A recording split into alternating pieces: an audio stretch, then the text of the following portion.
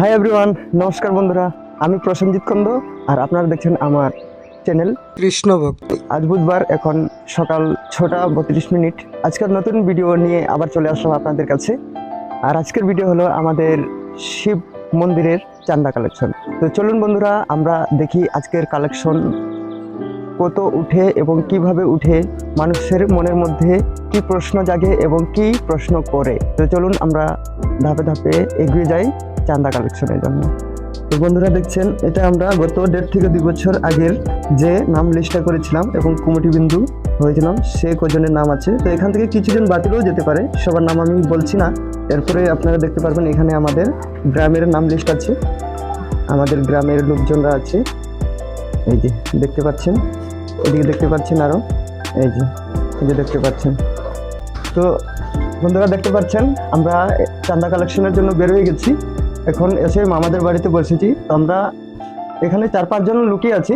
এটা হচ্ছে আমাদের পঞ্চায়েত গ্রুপের সদস্য, উনি হচ্ছেন মনোরঞ্জন কন্দ। উনি হচ্ছেন আমাদের গ্রাম মুরব্বী হিসাবে আমাদের সাথে থাকবেন। হয় রূপা কন্দ, অজিত ভূমিজ আর আমি প্রসেনজিৎ কন্দ। তো চলুন বন্ধুরা, আজকে দেখা যাক আমাদের গ্রামে ঘুরবো এবং এই শিব মন্দিরের জন্য কিছু চাঁদা কালেকশন করব। সকাল সকাল এসে আমরা ভগবানের দর্শনও পেয়ে গেলাম। এই যে দেখছেন, এখানে ধূপকাঠি জ্বালিয়ে এবং তুলসী তলায় পূজা করেছেন। উঠানের মধ্যে কি সুন্দর তুলসী গাছ দিয়ে এখানে তুলসী তলায় পূজা করা হচ্ছে।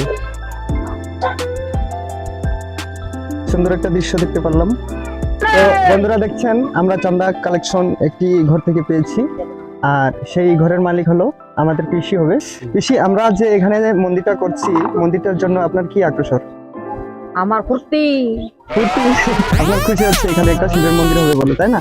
তো পিসি আমাদের এখানে 20 টাকা দিয়েছেন। ওই যে ওনার টাকাটা এন্ট্রি হয়েছে খাতায়।